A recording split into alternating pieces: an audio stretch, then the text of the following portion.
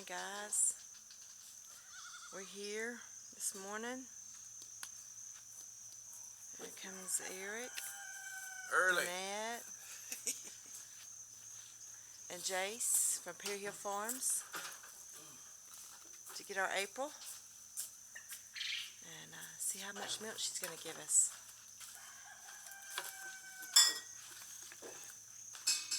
Join us, why don't you?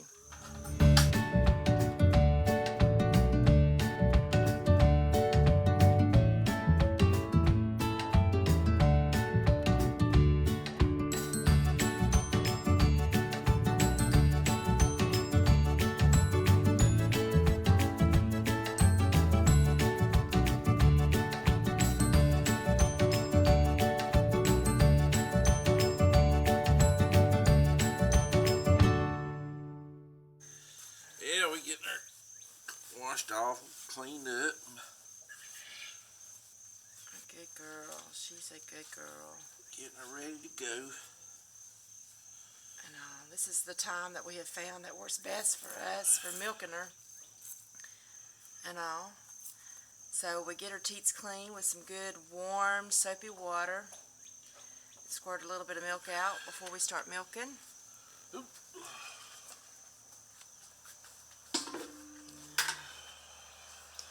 She's steadily eating.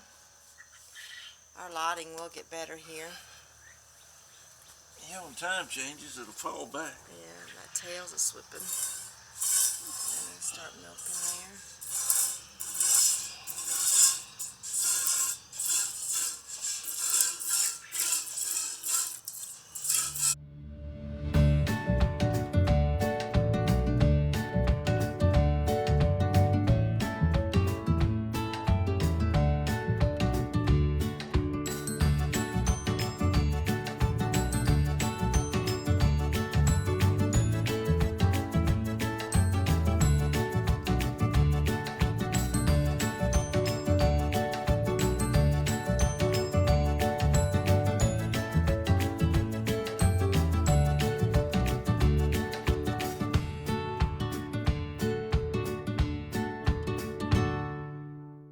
Alright, normally about this time she's finishing up eating, and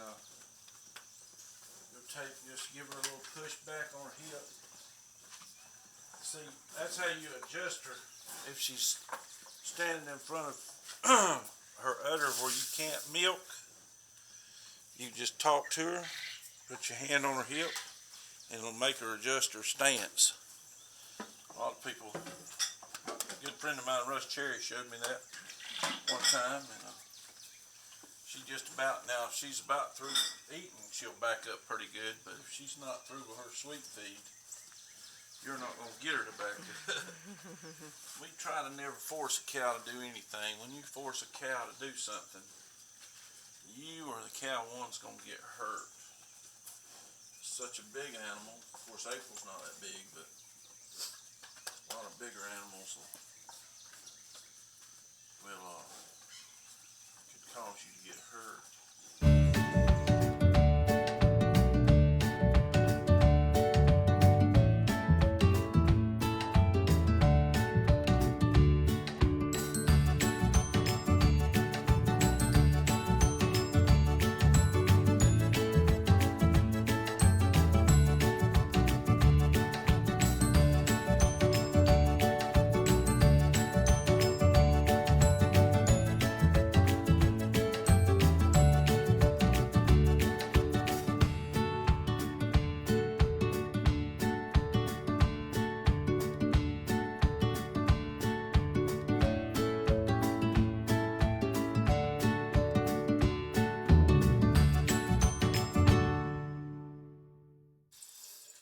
Now we come back in the house and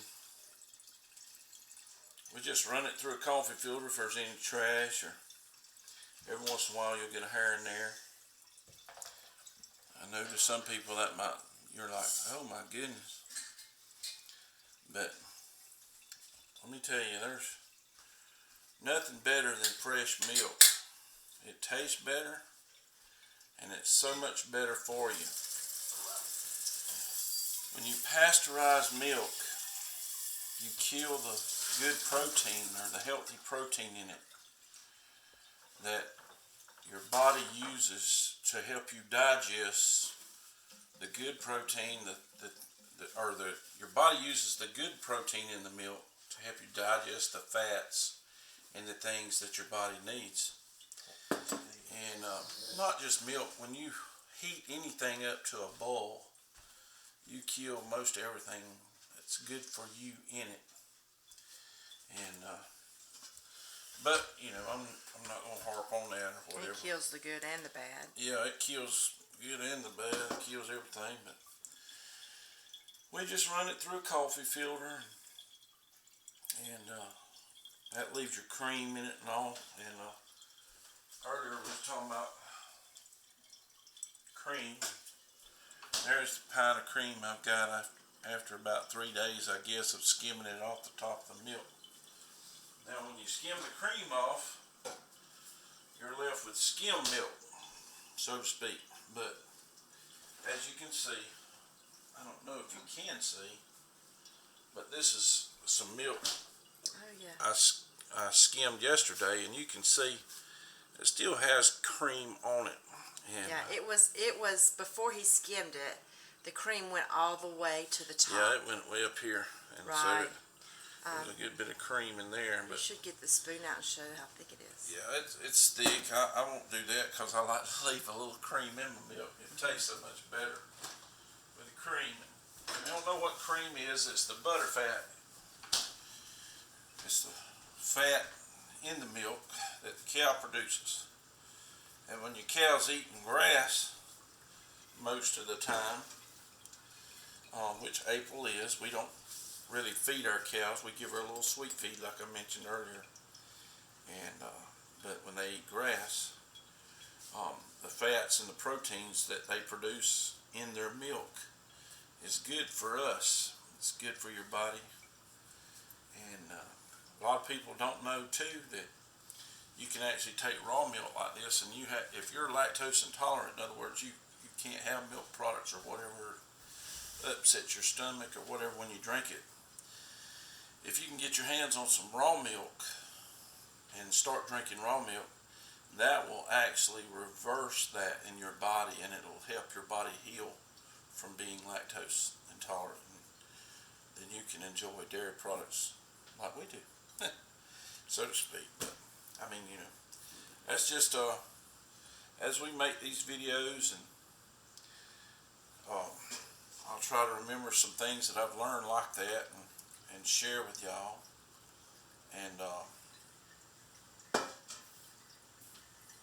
maybe it'll encourage you to get your own milk cow. It's nothing like a milk cow on the farm. My son mentioned yesterday that, I mean, you can make so many items from this milk.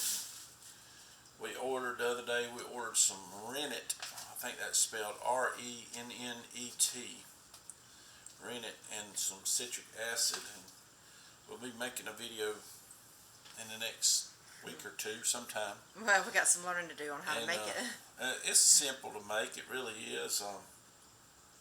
But we'll be making some mozzarella cheese, and we'll show y'all how to do that a day. It takes 48 hours after you set your milk in your refrigerator for the cream to separate or rise to the top. A good 48 hours will get most of your cream to the top of your milk, where if you do want to take it off, skim it off, and use it for coffee cream or make butter, or whatever you want to do with it. But it just takes a little while, like I said, for it to rise to the top. We don't follow no script. We've changed the filter one time, and like I said, we share these videos mainly to encourage people and that they can do this too. It's a busy life, but it's a simple life. There's nothing complicated or hard about it. To me, it's a much more enjoyable time brings back memories when I was younger. I was raised on a farm. We didn't have a milk cow. And, I mentioned earlier in the video, a friend of mine named Russ Cherry, precious, him and his wife, just very good friends of ours. He was one of the first that I knew several years ago Inspired us, really. that he inspired us to get us a cow. And then a family another precious family that we used to go to church with, blessed us and give us April. I mean, it was absolute. She's been a blessing. And I don't know how many gallons of milk over the years we've milked off of her. Been quite a few.